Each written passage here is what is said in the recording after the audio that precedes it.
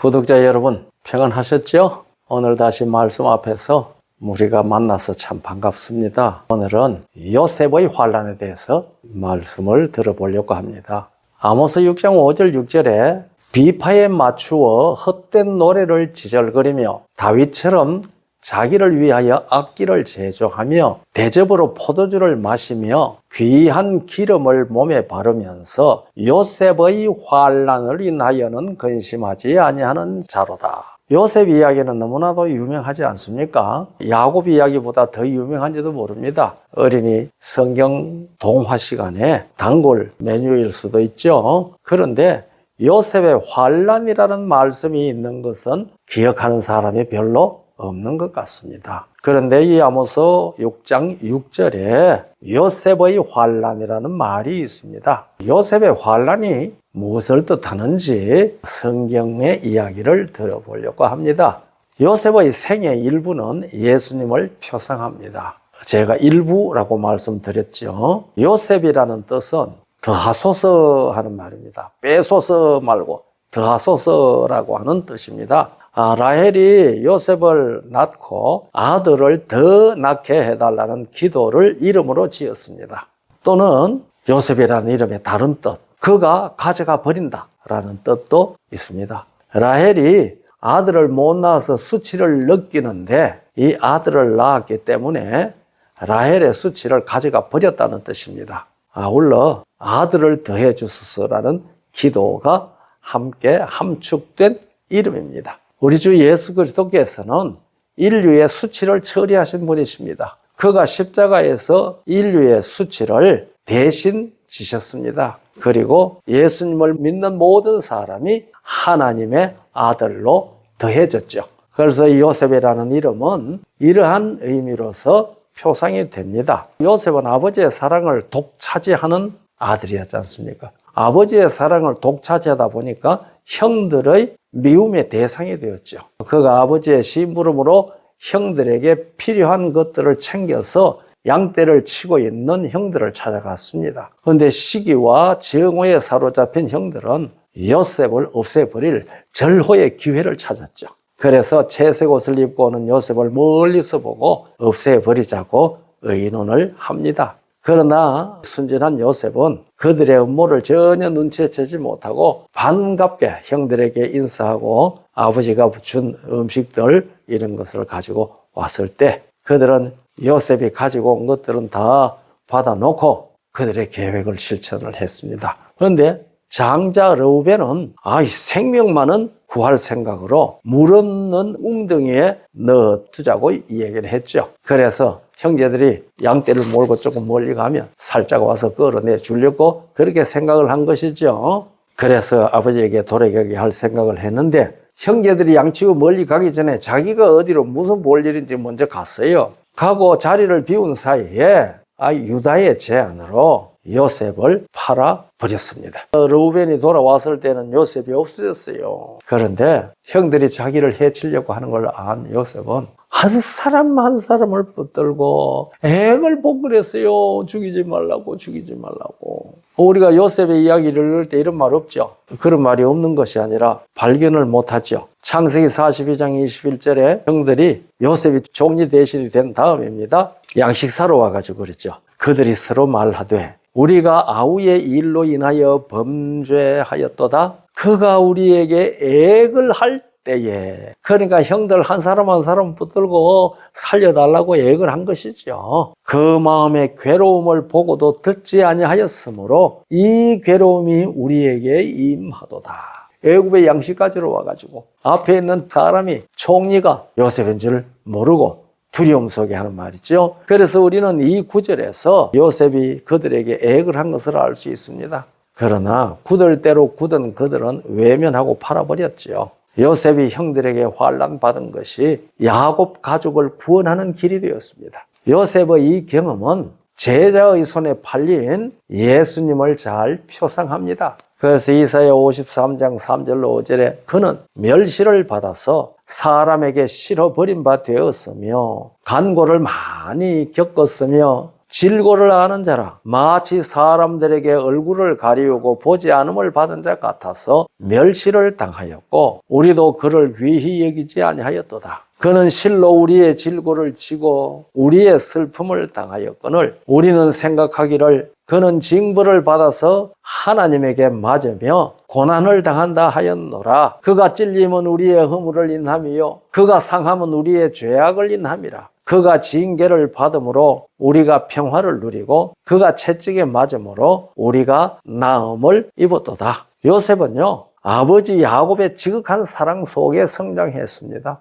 어머니 라헬은 야곱이 돌아오는 길에 하란에서 돌아오는 길에 목적지 에브랏에 도착하기 전에 에브랏 가까운 여행길에서 둘째 아들 베냐민을 해산하던 중에 죽었습니다. 야곱이 목적을 하고 가는 길이 에브랏인데 에브랏은 베들레헴의 옛 이름입니다. 그가 징계를 받음으로 우리가 평화를 누리고 그가 채찍에 맞음으로 우리가 나음을 입었도다. 요셉이 무시를 당하고 은 20에 팔려갔잖아요. 그런데 예수님이 제자에게 은 30에 팔렸지 않습니까? 그래서 요셉의 생활의 일부는 이렇게 예수님을 표상합니다. 라헬은 아들이 없어서 많이 울었다고 성경에 기록되어 있습니다. 창세기에는 라헬이 울었다는 얘기가 없죠. 그런데 예레미야 31장 15절에 있습니다. 나 여호와가 이같이 말하노라. 라마에서 슬퍼하며 통곡하는 소리가 들리니 라헬이 그 자식을 위하여 애곡하는 것이라. 그가 자식이 없으므로 위로받기를 거절하는도다. 이 베들레헴 가까운 곳에서 베냐민을 낳다가 난산으로 죽었습니다. 라헬의 이런 생애는 예수님 탄생했을 때 베들레헴에 2살 이하 남자아이들이 죽임을 당할 때 부모들이 애통하는 것을 표상했던 마태는 예언의 성취로 기록하고 있습니다. 마태 2장 16절 18절 이에 헤롯이 박사들에게 속은 줄을 알고 심히 노하여 사람을 보내어 베들레헴과 그 모든 지경 안에 있는 산의 아이를 박사들에게 자세히 알아본 그때를 표준하여 2살부터 그 아래로 다 죽이니 이에 선지자 예레미야로 말씀하신 바 라마에서 슬퍼하며 크게 통곡하는 소리가 들리니 라헬이 그 자식을 위하여 애곡하는 것이라. 그가 자식이 없으므로 위로받기를 거절하였도다 함이 이루어졌느니라. 이 모든 것을 함축해서 아모스는 요셉의 환란이라는 말로 표현했습니다. 그래서 비파에 맞추어 헛된 노래를 지절거리고 다윗처럼 자기를 위하여 악기를 제조하고 대접으로 포도주를 마시고 귀한 기름을 몸에 바르면서 요셉의 환란을 인하여는 근심 아니하는 자로다 그랬거든요. 요셉의 환란은 형제에게 당하는 환란이고 젊은이의 환란입니다. 바로의 경호대장 집에 종으로 팔려서 마침내 가정 총무가 되었는데 요셉이 미남으로서 준수한 청년이 되었을 때 경호대장 보디발의 아내가 추파를 던지고 유혹했죠. 그러나 요셉은 하나님 앞에서 살았기 때문에 그의 유혹에 굴복하지 않았습니다. 우리가 잠언에는 음녀의 유혹을 받지 말라고 많은 경고를 했죠. 이게 바로 요셉의 당한 환란입니다. 청년들의 환란이죠. 오늘날 그리스도인 청년들이 이런 유혹에 빠지지 말아야 합니다. 요셉은 그런 경험을 당했을 때에 그렇게 말했습니다. 내가 하나님께 어떻게 득죄하겠습니까? 그랬어요. 사람에게 죄 짓는 것 이상으로 하나님께 득죄하는 거거든요. 그러니까 요셉은 그 자리에 하나님께서 계시다는 것을 믿고 하나님 앞에서 생활한 것을 나타내는 말입니다. 오늘날 이 교회 그리스도인 청년들이 요셉과 같이 하나님 앞에서 사는 삶을 살아야 할 것입니다. 이렇게 살아갈 때에 요셉의 환란을 당할 수도 있습니다. 이것은 요셉의 이야기뿐만 아니죠. 음녀의 유혹을 받는 사람들, 그 사람들은 다 요셉의 환란을 당하고 있습니다. 오늘날 기독교 안에서 이런 소위 성 스캔들들이 여기저기 들리지 않습니까? 그들은 요셉의 환란에서 홀딱 넘어간 것이죠. 넘어가면 환란 안 당하는 것 같지만은 뒤가 더 무섭죠. 그래서 이 잠언에는 음녀의 유혹을 받지 말라고 많은 경고를 했습니다. 그것은 실생활에서 창녀 같은 여자들의 유혹에 빠지지 말라는 경고이기도 하지만은 영적 의미가 깊습니다. 계시록에는 상징적 여자가 셋이 기록되어 있습니다. 계시록 2장 20절에는 두아디라 교회 시대에 자칭 선지자라 하는 여자 이세벨이 교회 안에 있다고 얘기를 했거든요. 이 이세벨이 하는 짓이 뭔가 하면은 내 종들을 가르쳐 꽤 음행하게 하고 우상의 재물을 먹게 하는 겁니다. 그러니까 오늘날 교회 안에 이세벨 같은 자가 들어와 가지고 자기가 선지자라고 얘기를 하면서 사람을 꿰어 가지고 성경의 하나님 아닌 다른 예수, 다른 하나님을 섬기도록 유혹을 한다 그 말입니다.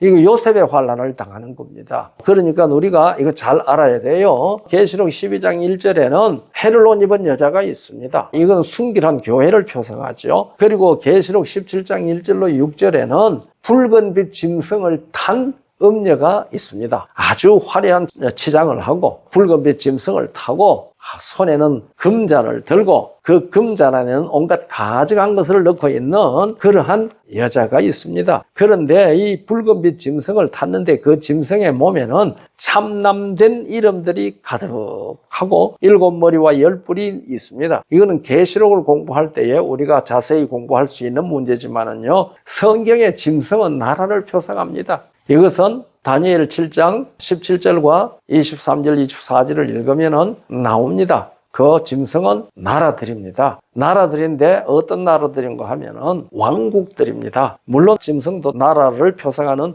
왕국 아닌 짐승도 있습니다. 그러나 여기에는 왕국을 표시합니다. 왕국을 타고 있는 여자. 이 여자는 성경에서 교회를 표상하고 있거든요. 그러니까 계시록 2장의 이세벨과 17장에 화려하게 치장한 붉은빛 짐승을 탄 음녀는 교회를 어지럽히고 교회가 하나님의 진리를 떠나게 하는 음행을 하도록 하는 존재입니다. 다시 말하면 진리를 왜곡해서 다른 복음을 전하는 교회입니다. 그러니까 이 12장의 해를 옷 입은 여자는 진리를 따라 진리를 바르게 전가하는 교회입니다. 요셉이 진리에 굳게 선 교회를 대표한다면 보디발의 아내는 음녀를 표상합니다. 거기 빠지면은 교회가 장사하는 집이 되고 기업이 됩니다. 아모스 6장 6절은 요셉 개인에 관한 말은 아닙니다. 여기에서 요셉은 북방 이스라엘을 대표하는 이름입니다. 북방 이스라엘은 남방은 유다로 대표되고요. 북방 이스라엘은 에브라임으로 대표했는데 이 에브라임은 요셉의 아들이잖아요. 그래서 요셉의 환란은 1차적으로 북방 이스라엘 나라에 곧 닥칠 죄에 대한 심판을 경고하는 말씀입니다.